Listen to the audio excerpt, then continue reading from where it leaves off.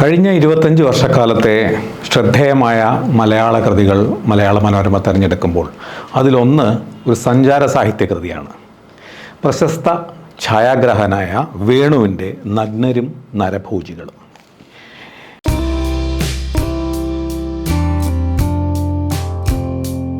മലയാളത്തിൽ ഈ സഞ്ചാര സാഹിത്യത്തിന് ദീർഘമായ ഒരു ചരിത്രവും പാരമ്പര്യവുമുണ്ട്. വാസ്തവത്തിൽ ഇന്ത്യൻ ഭാഷകളിൽ ഇറങ്ങിയ ആദ്യത്തെ സഞ്ചാര സാഹിത്യകൃതി മലയാളത്തിലാണെന്ന് പറയപ്പെടുന്നു. അത് 18-ാം നൂറ്റാണ്ടിൽ ഇറങ്ങിയ പാറേമാക്കൽ തോമാ കത്തനാർ രചിച്ച വർത്തമാന പുസ്തകമാണ്. 18-ാം നൂറ്റാണ്ടിൽ കൊച്ചിയിൽ നിന്ന് ശ്രീലങ്ക വഴി ആഫ്രിക്കയിലൂടെ ലാറ്റിൻ അമേരിക്കയിലൂടെ ഒക്കെ പോർച്ചുഗലിൽ എത്തിച്ചേർന്ന ആ യാത്രയുടെ വിവരണമാണ് വാസ്തവത്തിൽ ഇന്ത്യൻ ഭാഷകളിൽ തന്നെ ആദ്യത്തെ സഞ്ചാര സാഹിത്യകൃതി. പിന്നീട് ഒട്ടേറെ പ്രധാനപ്പെട്ട സഞ്ചാര സാഹിത്യകാരന്മാർ നമുക്കുണ്ടായിട്ടുണ്ട്. ആധുനിക കാലത്ത് ഏറ്റവും പ്രശസ്തനാണ് എസ്.കെ. പൊറ്റക്കാട്. ഇന്ന് പ്രശസ്ത കഥാകാരനായ സക്കറിയ അടക്കം ഒട്ടേറെ പേർ ഇന്ന് സഞ്ചാര സാഹിത്യ കൃതികളുടെ രചയിതാക്കളാണ്. ആ കൂട്ടത്തിലെ ഏറ്റവും ശ്രദ്ധേയമായ ഒന്നാണ് വേണുവിൻ്റെ പുസ്തകം.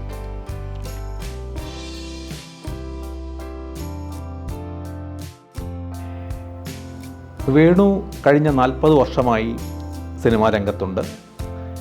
പൂനെയിലെ ഫിലിം ഇൻസ്റ്റിറ്റ്യൂട്ടിൽ പഠിച്ചിറങ്ങിയ ഛായാഗ്രാഹകനാണ്. 100ഓളം സിനിമകൾക്ക് അദ്ദേഹം ക്യാമറ ചലിപ്പിച്ചിരിക്കുന്നു.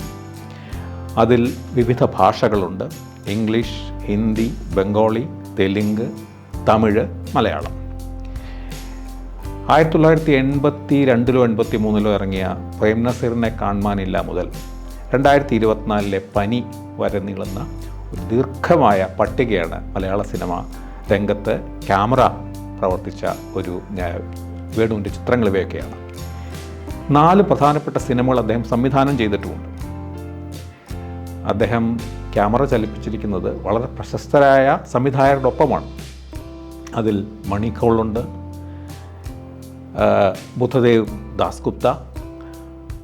അദ്ദേഹത്തിന് ഏറ്റവും പ്രിയങ്കരനായ ക്യാമറമാനായിരുന്നു വേണു.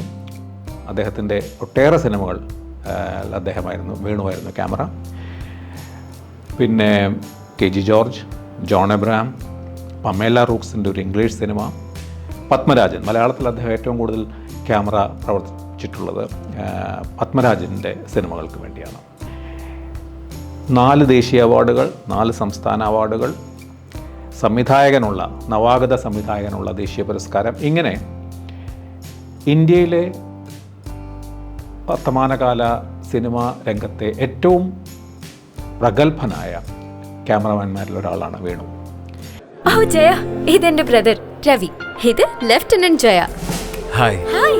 സോ ലഡാക്കിലായിരുന്നു അല്ലേ ട്രെയിനിങ്? യെസ്. രാജസ്ഥാനിലും? യാ. റിയലി? വൈ? ഞാനൊരു പെണ്ണായതുകൊണ്ടാണോ? നോ, എങ്ങനെ മാനേജ് ചെയ്യുന്നു? ആർമിയിൽ ഞങ്ങൾ വെൽ ട്രെയിൻഡ് ആണ്. ഐ മീൻ, നിങ്ങളുടെ സ്കിൻ എങ്ങനെയാ എത്ര തിളങ്ങുന്നത്? എന്റെ സ്കിന്നും വെൽ ട്രെയിൻഡ് ആണ്. പ്രകൃതിദത്തമായ ചേരുവകൾ നൽകുന്നു നാച്ചുറൽ ഗ്ലോയിങ് സ്കിൻ. മെഡിമിക്സ്, ചർമ്മം തിളങ്ങട്ടെ നാച്ചുറലി ഫ്രം എവിയെ. വേണു കഴിഞ്ഞ അടുത്ത കാലത്താണ് വളരെ ഗൗരവത്തിലുള്ള എഴുത്ത് രംഗത്തേക്ക് വരുന്നത്. അത് കൂടുതലും സഞ്ചാര സാഹിത്യമാണ്. അദ്ദേഹം വലിയൊരു സഞ്ചാരപ്രിയനാണ്. അദ്ദേഹത്തിൻ്റെ സോളോ സ്റ്റോറീസ് ആയിരുന്നു ആദ്യം ഇറങ്ങിയത്. 2017-ലോ മറ്റോ ഇറങ്ങിയതാണ്. അത് അദ്ദേഹം മഹാരാഷ്ട്ര, ഗോവ, കർണാടക ആ സംസ്ഥാനങ്ങളിലൂടെ നടത്തിയ യാത്രയാണ്. ഇത് നഗ്നരും നരഭോജികളും ആന്ധ്ര, തമിഴ്നാട്, ഒറീസ, ഛത്തീസ്ഗഡ് എന്നിങ്ങനെ ഇന്ത്യയിലെ വളരെ വന്യമായ, ഒരുപക്ഷെ ഏറ്റവും വന്യമായ, അതേസമയം ഏറ്റവും അധികം ദുരിതങ്ങൾ അനുഭവിക്കുന്ന ജനവിഭാഗങ്ങൾ പാർക്കുന്ന, ഏറ്റവും ദരിദ്രമായ, അതേസമയം ധാതു സമ്പത്തിലും മറ്റും ഏറ്റവും മുന്നിലുള്ള, വലിയ വലിയ ചൂഷണങ്ങൾക്ക് വിധേയമായ ഒരു പ്രദേശമാണ് ഇത്. വേണു സാഹിത്യരംഗത്ത് പുതിയ ആളാണെങ്കിലും അദ്ദേഹത്തിന് വളരെ പ്രശസ്തമായ ഒരു സാഹിത്യ പാരമ്പര്യമുണ്ട്. വിഖ്യാതനായ കാരൂർ നീലകണ്ഠപിള്ളയുടെ കൊച്ചുമകനാണ് വേണു. ഈ പുസ്തകത്തിൻ്റെ പ്രത്യേകത, ആ പുസ്തകത്തിൻ്റെ ലാളിത്യം, സമഗ്രത, മനുഷ്യത്വം, ഇതൊക്കെയാണ്. ഈ മേഖല നേരത്തെ പറഞ്ഞതുപോലെ വളരെ രൂക്ഷമായ, ഇന്ത്യ ചരിത്രത്തിൽ തന്നെ വളരെ രൂക്ഷമായ സംഘർഷങ്ങളുടെ ഒരു ഭൂമിയാണ്.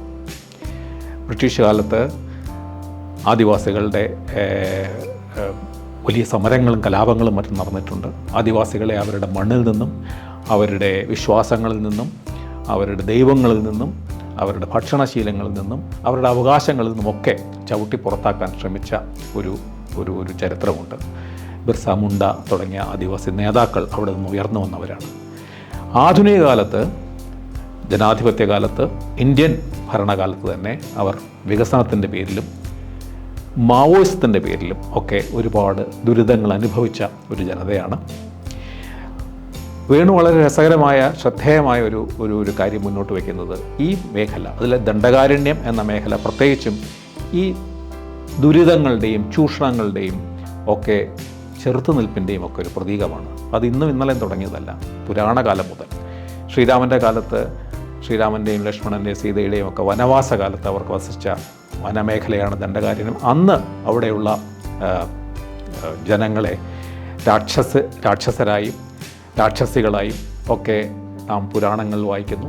ആ രാക്ഷസരെ അവർ കൊന്നൊടുക്കുന്നു, അംഗച്ഛേദം നടത്തുന്നു. ഇതെല്ലാം ഇങ്ങനെ അന്നു മുതൽ തുടങ്ങുന്നത് ഇന്ന് 21-ാം നൂറ്റാണ്ടിൽ നിൽക്കുമ്പോൾ പോലും ഈ ദുരിതങ്ങളുടെ, അന്നത്തെ രാക്ഷസ രാജ്യത്ത് ഇന്ന് ആദിവാസികളാണ്. ആദിവാസികളെ എല്ലാ രീതിയിലും ചൂഷണം ചെയ്യുകയും അടിച്ചമർത്തുകയും ചെയ്യുന്ന ഒരു ചരിത്രം. ഈ ചരിത്രത്തിൻ്റെ ഈ എന്താ പറയുക, ചോരയും കണ്ണീരും വീണ ഈ ചരിത്രത്തിലൂടെയാണ് വേണു നമ്മളെ യാത്ര ചെയ്യിക്കുന്നത്. വേണു എന്തിനാണ് ഈ ലക്ഷ്യം എന്ന് പറഞ്ഞ, ഈ യാത്രയുടെ ലക്ഷ്യം തന്നെ വേണു പറയുന്നത്, തുടക്കം വാസ്തവത്തിൽ അരവിന്ദൻ്റെ കാഞ്ചനസീത ചിത്രീകരിച്ച ആന്ധ്രയിലെയും ഗോദാവരി തടത്തിലെയും ദണ്ഡകാരണ്യത്തിലെയും ഒക്കെ പ്രദേശങ്ങളൊന്ന് നേരിട്ട് കാണുക എന്നുള്ള ലക്ഷ്യത്തിലാണ് അദ്ദേഹം ഇറങ്ങിപ്പുറപ്പെടുന്നത്. വേണുവിൻ്റെ യാത്രയുടെ പ്രത്യേകത, വേണു ഒറ്റയ്ക്കാണ് യാത്ര ചെയ്യുക.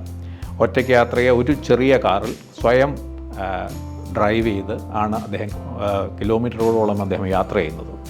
അദ്ദേഹത്തിന് 60 കഴിഞ്ഞ പ്രായം 60 കഴിഞ്ഞപ്പോഴാണ് അദ്ദേഹം ഈ 6000 കിലോമീറ്റർ നീണ്ട ആദ്യത്തെ യാത്ര, മഹാരാഷ്ട്ര, ഗോവ, കർണാടക, 62 വയസ്സിലാണ് ഈ ഏറ്റവും വന്യം മാത്രമല്ല വളരെ ദുർഘടം ആയ ഈ മേഖലയിലൂടെ അദ്ദേഹത്തിൻ്റെ ഈ ഏകാന്ത സഞ്ചാരം.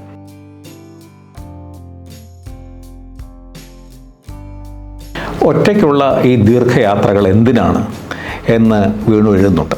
പുതിയ നാടുകളും നാട്ടുകാരെയും കാണുന്നതും അവരോട് സംസാരിക്കാൻ കഴിയുന്നതും എനിക്ക് വലിയ അനുഭവങ്ങളാണ്. അത്യാവശ്യം ഹിന്ദി സംസാരിക്കാൻ കഴിയും എന്നതാണ് ഏറ്റവും വലിയ സഹായം. എല്ലായിടത്തും അത് ഉപകരിക്കില്ലെങ്കിലും പൊതുവെ ഗുണകരമാണ്. സ്വന്തം വാഹനം തരുന്ന സ്വാതന്ത്ര്യവും ഒരുപാട് ആസ്വദിക്കുന്നവനാണ് ഞാൻ. തനിച്ചാണ് യാത്ര എന്നത് ഒരിക്കലും ഒരു ആശങ്കയായി അനുഭവപ്പെട്ടിട്ടില്ല. ഇത്തരം സാഹചര്യങ്ങൾ നമുക്ക് നൽകുന്നത് കൂടുതൽ ഉത്തരവാദിത്വ ബോധങ്ങളും പുതിയ അതിജീവന പാഠങ്ങളുമാണെന്ന് വേണമെങ്കിൽ പറയാം. അതിപ്രധാനമെന്ന് തെറ്റിദ്ധരിക്കപ്പെട്ട പലതും അപ്രധാനമാവുകയും ചെറിയ കാര്യങ്ങൾക്ക് വലിയ പ്രാധാന്യമുണ്ടാവുകയും ചെയ്യുന്നു. സത്യം പറഞ്ഞാൽ തനിച്ചാണെന്ന തോന്നൽ എനിക്കിതുവരെ ഉണ്ടായിട്ടില്ല. തനിച്ചല്ല എന്നതാണ് സത്യം. ഇപ്പോൾ ഇവിടുത്തെ ഇരുട്ടിലും ഏകനായല്ല ഞാൻ ഇരിക്കുന്നത്. ഗതകാല വ്യാപാരങ്ങൾ സൃഷ്ടിച്ച അനേകം അരൂപികളും അശരീരികളും ഇവിടെയും വന്നിരുന്ന് എന്നോട് നിർത്താതെ വർത്തമാനം പറഞ്ഞുകൊണ്ടിരിക്കുന്നു. അതെല്ലാം കേട്ട് ഞാൻ സസന്തോഷം നിശബ്ദനായിരിക്കുന്നു. എനിക്ക് പെട്ടെന്ന് ലോകത്തുള്ള എല്ലാറ്റിനോടും വിവരിക്കാനാവാത്ത ഒരു ഇഷ്ടം തോന്നി. ഈ യാത്രയിൽ ആദ്യമായി ഒരു അലൗകിക ശാന്തത അനുഭവപ്പെട്ടു. പിന്നെ അദ്ദേഹം പറയുന്ന അദ്ദേഹത്തിൻ്റെ യാത്ര ഒരു വെല്ലുവിളിയാണ്. പലപ്പോഴും ഒറ്റയ്ക്കുള്ള 60 വയസ്സ് കഴിഞ്ഞു, അത്യാവശ്യം ചില ഗുളികയൊക്കെ കഴിക്കുന്ന അവസ്ഥയാണ്.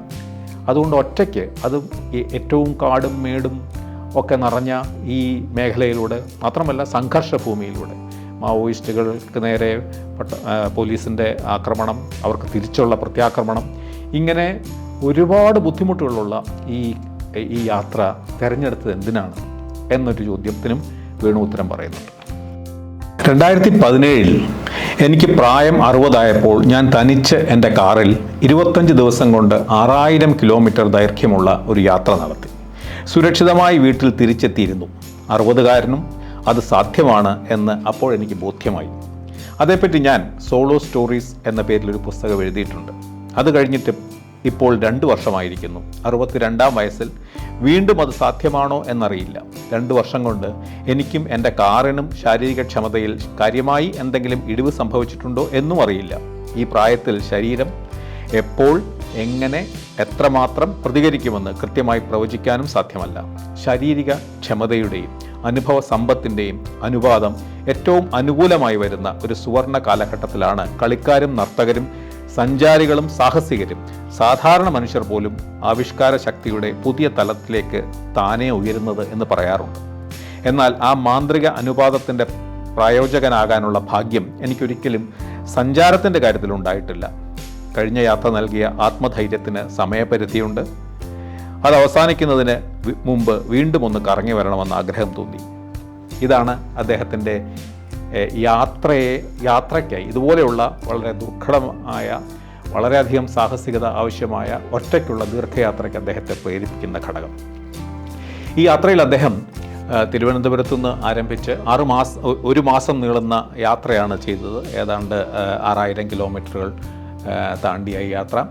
തിരുവനന്തപുരത്ത് നിന്ന് തമിഴ്നാട് വഴി ആന്ധ്രയിലേക്കും പിന്നെ അവിടെ നിന്ന് ഛത്തീസ്ഗഡ്, ഒറീസ, ഇങ്ങനെയുള്ള ഈ മേഖല, പ്രത്യേകിച്ച് നേരത്തെ പറഞ്ഞ പോലെ ഇന്ത്യയിൽ ഏറ്റവും കൂടുതൽ ആദിവാസികൾ പാർക്കുന്ന ഇടം, അതിലും പ്രധാനം ഒരുപക്ഷെ റെഡ് കോറിഡോർ എന്ന് വിളിക്കുന്ന, ചുവന്ന ഇടനാഴി എന്ന് വിളിക്കുന്ന മാവോയിസ്റ്റ് സാന്നിധ്യം ഏറ്റവും അധികമുള്ള ഈ മഹാരാഷ്ട്ര മുതൽ ബംഗാൾ വരെ നീളുന്ന ഒരു വലിയ മേഖലയാണ്. ഒരുപാട് സംസ്ഥാനങ്ങൾ കൂടെ കടന്നു പോകുന്ന ഈ മേഖലയിലൂടെയാണ് യാത്ര.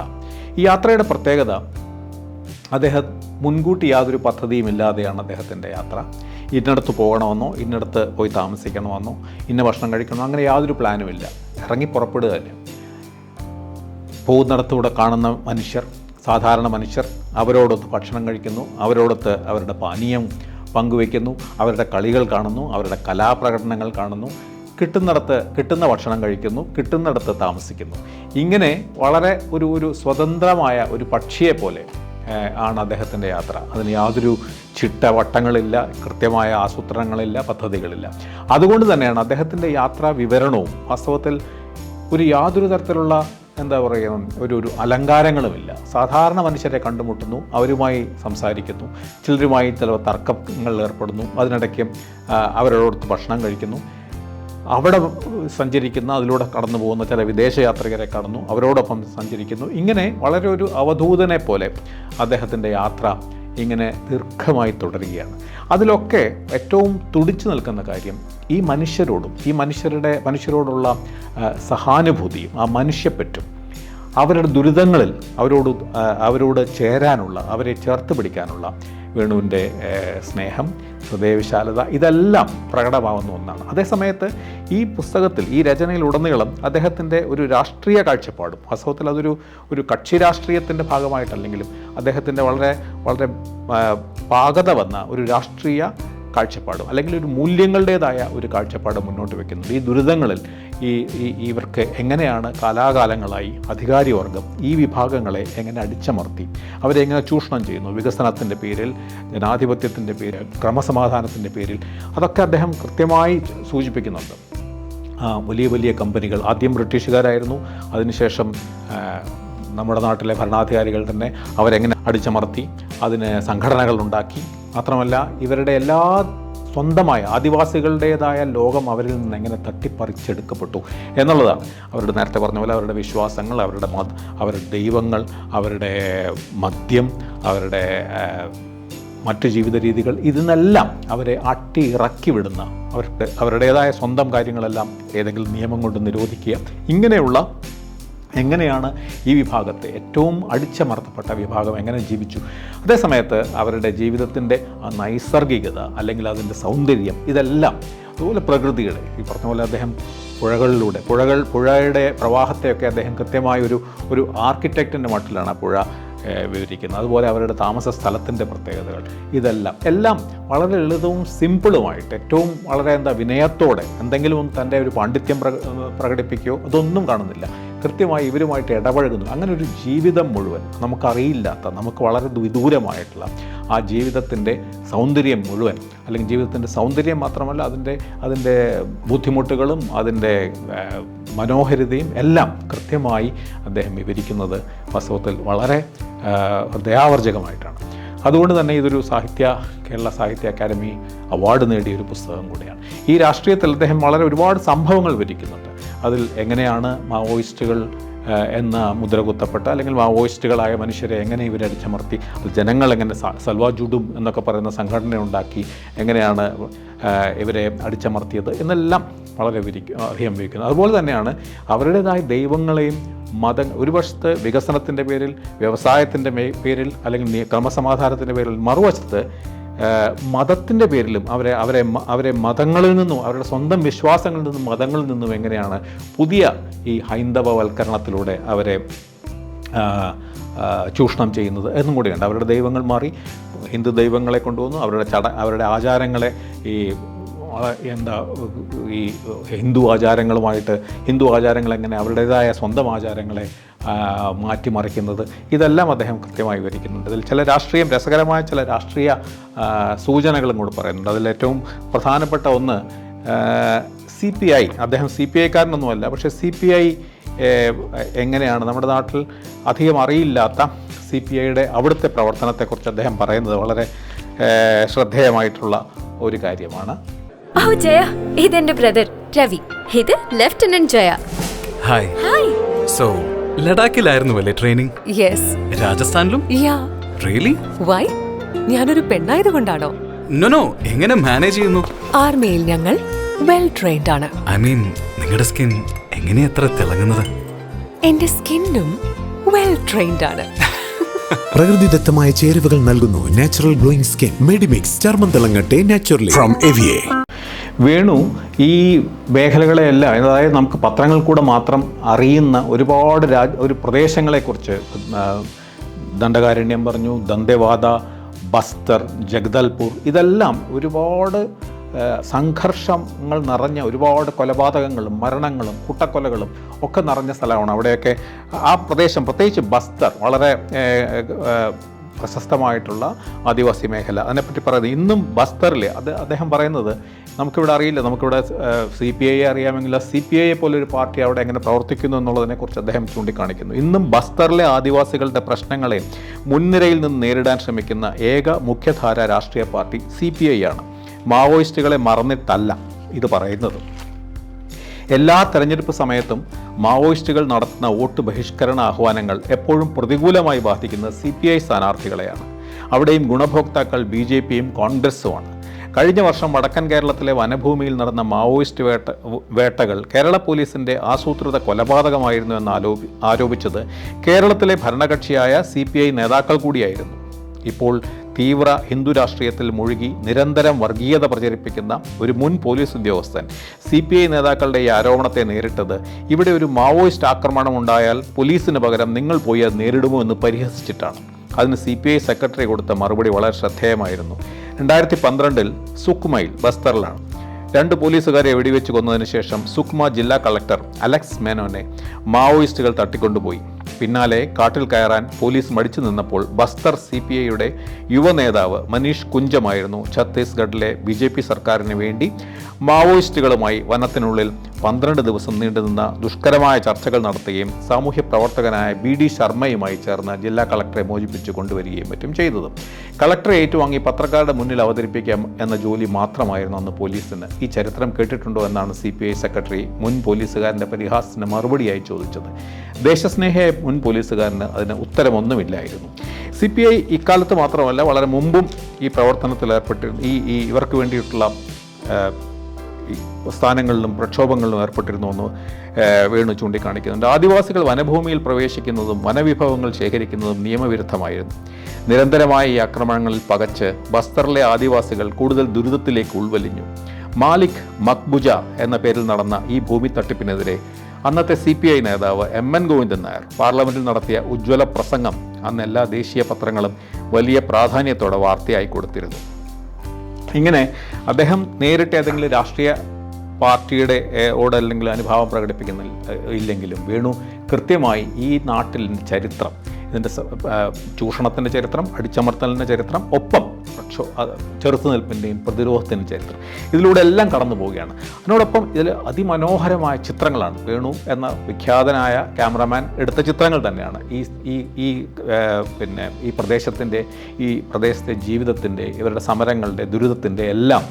അതുപോലെ തന്നെ ഇവിടെയുള്ള അവരുടെ പ്രകൃതി മനോഹരമായ ഇടങ്ങൾ, വനമേഖലകൾ, പക്ഷി സങ്കേതങ്ങൾ, ഇവരുടെ വിനോദങ്ങൾ, കോഴിപ്പോര് മുതലായ വിനോദം, അതും നിയമം മുതൽ നിരോധിച്ചിരിക്കുകയാണ്. അല്ലെങ്കിൽ മഹുവ എന്ന് പറയുന്ന മദ്യത്തിൻ്റെ പ്രത്യേകത, ഇതെല്ലാം അദ്ദേഹം വിവരിക്കുന്നതിനോടൊപ്പം ഗംഭീരമായ ചിത്രങ്ങളിലൂടെയും കൂടെയും നമുക്ക് പകർന്നു തരികയാണ്. എല്ലാ അർത്ഥത്തിലും ഒരുപക്ഷെ ഏറ്റവും മനോഹരമായ, നമ്മുടെ സമീപകാലത്തിറങ്ങിയ ഏറ്റവും മനോഹരമായ സഞ്ചാര സാഹിത്യത്തിൽ ഈ പുസ്തകത്തിന് അതിൻ്റേതായ സ്ഥാനമുണ്ട്. ഒപ്പം അദ്ദേഹം പുസ്തകം അവസാനിപ്പിക്കുന്നത് ഈ യാത്രയെ ഒരു കൂടുതൽ കൂടുതൽ ദാർശനികമായി തന്നെ സമീപിച്ചുകൊണ്ടാണ്.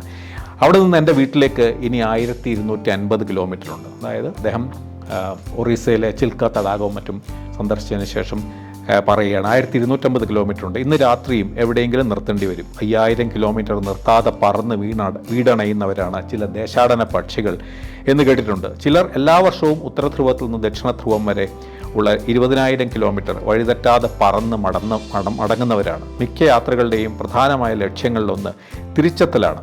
അപ്പോഴാണ് ഒരു യാത്ര പൂർണ്ണമാകുന്നത്. ദർശനം കഴിഞ്ഞ് മടങ്ങുന്നവരാണ് റോഡപകടത്തിൽപ്പെടുന്ന ബഹുഭൂരിപക്ഷം തീർത്ഥാടകരും. പർവ്വതങ്ങൾ കയറുമ്പോഴുണ്ടാകുന്നതിൻ്റെ 3 ഇരട്ടി അപകടങ്ങൾ ഉണ്ടാകുന്നത് തിരിച്ചിറങ്ങുമ്പോഴാണ്. മടക്ക യാത്രകൾ ഒരിക്കലും പ്രധാന യാത്രകളോടൊപ്പം ആഘോഷിക്കപ്പെടാറില്ല. എത്രയും വേഗം വീടണയാനുള്ള ഒരു കുതിപ്പ് മാത്രമാണ് പലപ്പോഴും മടക്കയാത്രകൾ. ഇപ്പോൾ എനിക്കും അത് തന്നെയാണ് തോന്നുന്നത്. എത്രയും വേഗം വീട്ടിലെത്തണം, ഇനിയെല്ലാം വീട്ടിൽ ചെന്നിട്ട് മതി. അതുപോലെ തന്നെ ഈ പുസ്തകം സമർപ്പിച്ചിരിക്കുന്നത് കോവിഡ് കാലത്ത്, അദ്ദേഹം ആ കോവിഡിന് തൊട്ട് മുമ്പാണ് യാത്ര ചെയ്തത്. കോവിഡ് കാലത്ത് ഇന്ത്യയിലെ പ്രധാനപ്പെട്ട നഗരങ്ങളിൽ നിന്ന് ഉത്തരേന്ത്യയിലെ കൊടും ചൂടിൽ 10,000-കണക്കിന് മനുഷ്യർ 1000-കണക്കിന് കിലോമീറ്ററുകൾ ഈ കൊടും ചൂടിലൂടെ നഗ്നപാതരായി തങ്ങളുടെ വീടുകളിലേക്ക് നടന്നു പോയ ഒരു ഭീകരമായ ഓർമ്മ നമുക്കെല്ലാവർക്കുമുണ്ട്. ആ യാത്രികരെ, ആ നടന്നു പോയ തങ്ങളുടെ നഗരങ്ങളിൽ നിന്ന് ഗ്രാമങ്ങളിലേക്ക് യാത്ര ചെയ്ത ആ മനുഷ്യർക്കാണ് അദ്ദേഹം ഈ പുസ്തകം സമർപ്പിച്ചിരിക്കുന്നത്. അദ്ദേഹം എഴുതുന്നു, ഉത്തരേന്ത്യയിലെ കൊടും ചൂട് കാലത്ത് 10,000-കണക്കിന് ഗ്രാമീണരെ വിദൂര നഗരങ്ങളിൽ നിന്ന് സ്വന്തം ഗ്രാമങ്ങളിലേക്ക് 100 കിലോമീറ്റർ ദൂരം കാൽ നടക്കാൻ നിർബന്ധിച്ച് പെരുവഴിയിലിറക്കിയത് ഒരു രോഗാണു അല്ല, അത് ചെയ്തത് മനുഷ്യനാണ്. മനുഷ്യനിർമ്മിതമായ ഈ ദുരിതയാത്രകൾ നിസ്സഹായരായി നടന്നൊടുക്കാൻ വിധിക്കപ്പെട്ടവർ വേഗം വിസ്മരിക്കപ്പെടും. പലായകർ മാത്രം ചിലതെല്ലാം ഓർത്തിരിക്കും. അതിൽ ചിലത് അവ്യക്തമായിരിക്കും, പലതും അവിശ്വസനീയവും. വഴിയിലെ വിശേഷങ്ങളോ കാഴ്ചകളോ ആരും ശ്രദ്ധിച്ചിരിക്കാൻ സാധ്യതയില്ല. എത്ര ദുരിതം സഹിച്ചാലും എങ്ങനെയെങ്കിലും തിരിച്ച് വീട്ടിലെത്തണമെന്നുള്ള തീവ്രമായ ആകാംക്ഷ മാത്രമാണ് ഈ യാത്രികൻ്റെ ശക്തി. ഗത്യന്തരമില്ലാത്ത യാത്രകളാണ് പലായനങ്ങൾ. പലായനത്തിൻ്റെ പാതകളിൽ അവസാനിക്കാത്ത യാത്രകൾ ചെയ്യാൻ നിർബന്ധിതരാകുന്ന എല്ലാവർക്കുമായി